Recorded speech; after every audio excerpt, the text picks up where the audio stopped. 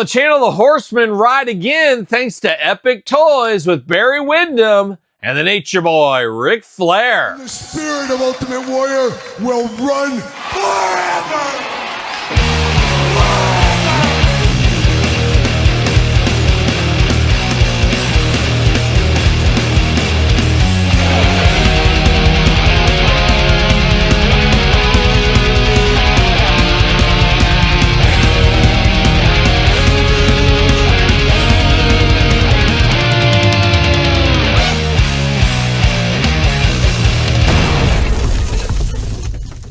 Welcome everyone, Kyle here, and welcome back to the channel for another Epic Toys unboxing and review. And today on the channel, we got two of my all-time favorite wrestlers in Barry Windham and the Nature Boy, Ric Flair. But for all your Epic Toy needs, I guess figure collections. Use discount code Kyle, save yourself 10%. That's where I ordered mine from. Your mileage may vary. I think if you're overseas, you can order straight from Epic Toys, but I go over to figure collections. That's where I picked this up and the latest figure collection figures using code Kyle to save 10% once again. And once again, we're going to do this review like we do all the other reviews on the channel. We're going to take a look at the packaging. We're going to talk about it. We're going to unbox it. We're going to talk about it.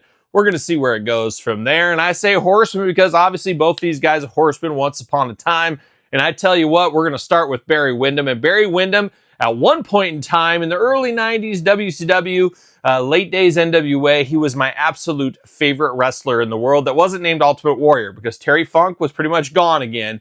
And I really grabbed hold of Barry Windham, really enjoyed Barry Windham's work as a member of the Horsemen, and even before and after his Horseman stint.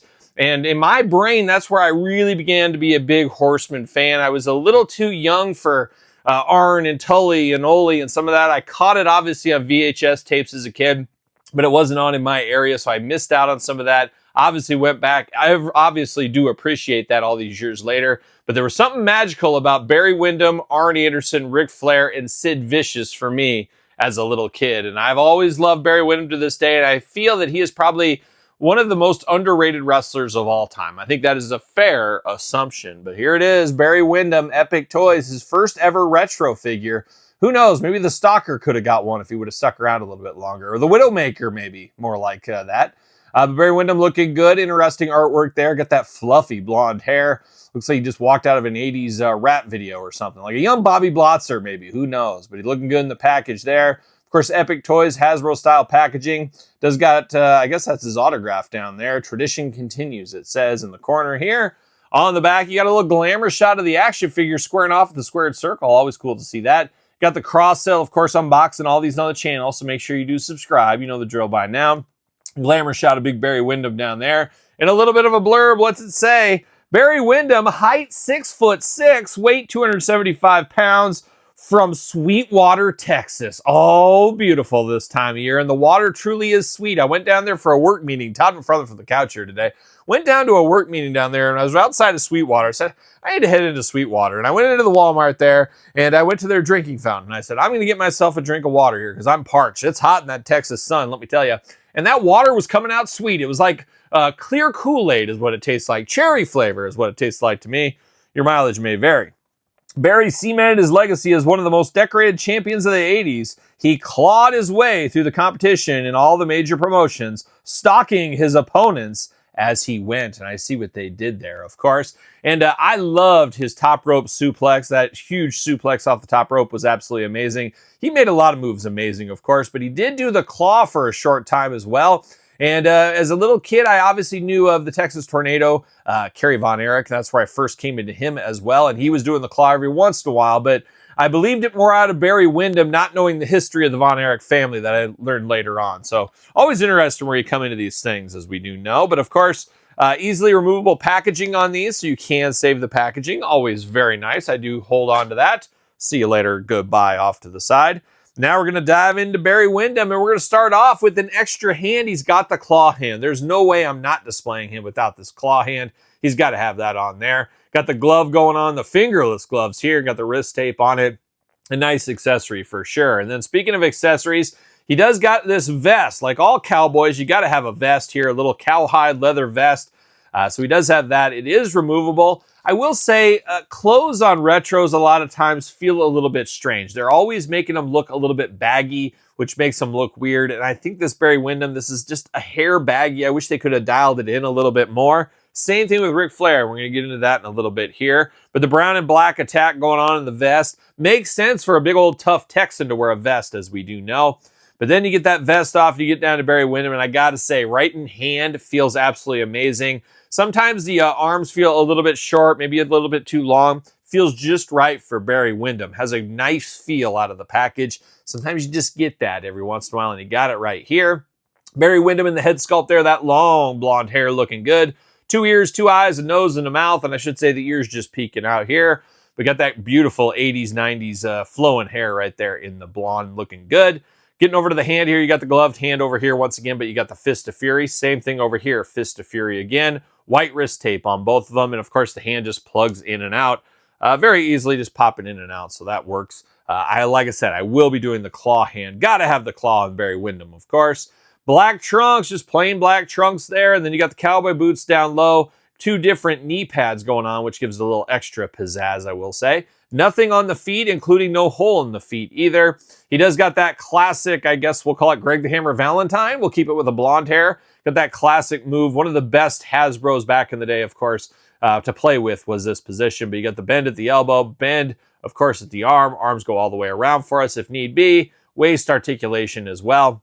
Just a very, very solid Barry Windham figure right here. I love it. Obviously, I'm a little bit biased because I really loved Barry Windham as a kid. And I remember when he came as a part of the new Black Jakks in the WWF once upon a time, really felt like that was where he started to lose a little bit of a step. Injuries catching up with him and other things. But man, oh man, there was a time in the late 80s, early 90s where I really would say Barry Windham was probably the best wrestler in the world. The world! There you go. But there's Barry Windham. Now, moving on to his Horseman compadre, is going to saddle up with the Nature Boy, Ric Flair. How about that?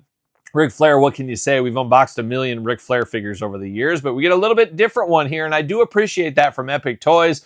We've recently had them, of course. I guess the Mattel Retro was quite some time ago, the Hasbro even before that. But Zombie Sailor did get us a couple of Ric Flairs, and I like that they made it different. This one feels more old school, maybe NWA era Ric Flair, but let's be honest, you can kind of mix Flair in wherever you really want to if you want to.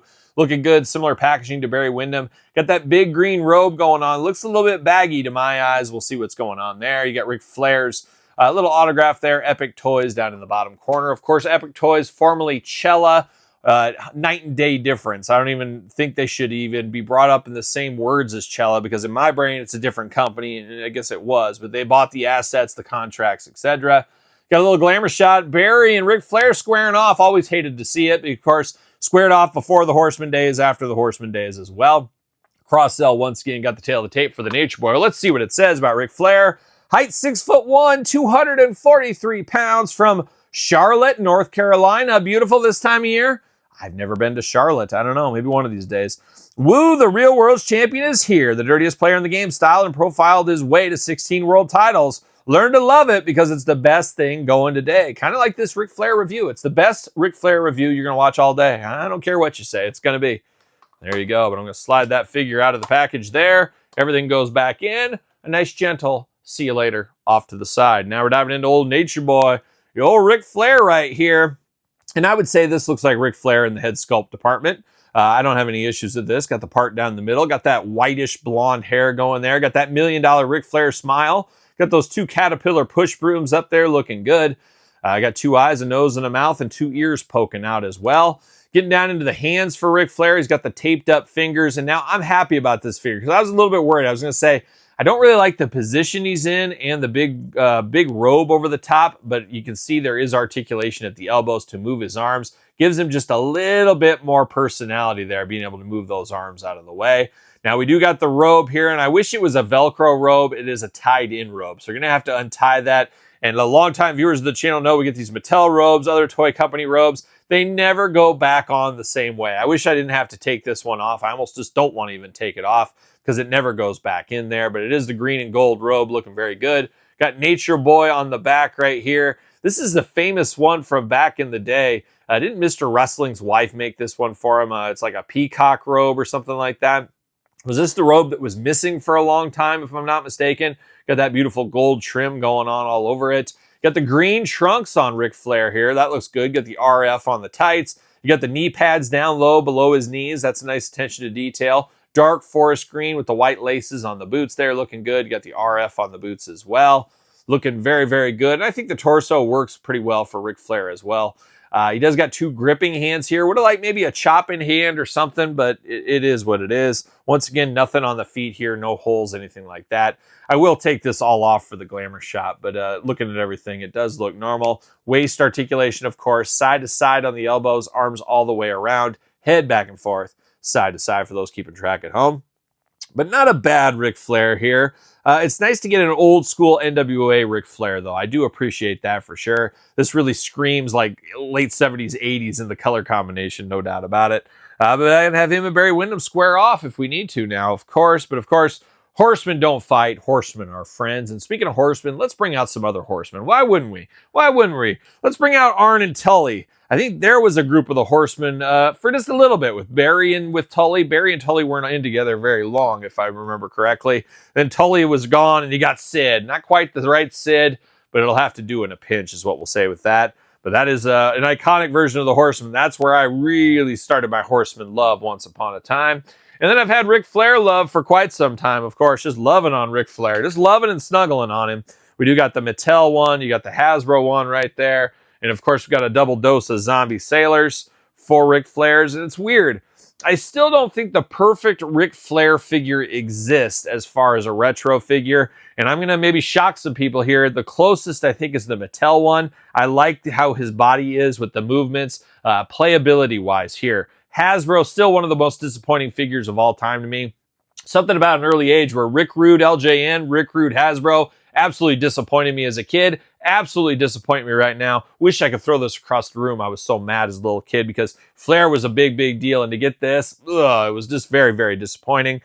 This Flair really good, but just the proportions a little bit wonky on there. I like Zombies ones for like doing promos and stuff, especially the bloody hair one. This one's nice, but feels a little bit small, feels a little bit limited, but it is a good displaying Ric Flair. And let's be honest, is anybody really playing with these? People are displaying these, that's for sure. So I don't hate any of these Flairs. Outside of the Hasbro, I hate the Hasbro. But if I was a player, the Mattel Retro is probably the best playability Ric Flair that we've ever had. And this is the first ever Barry Windham we've ever had as far as retros go. Wouldn't be opposed to another Windham, maybe all in black along the lines.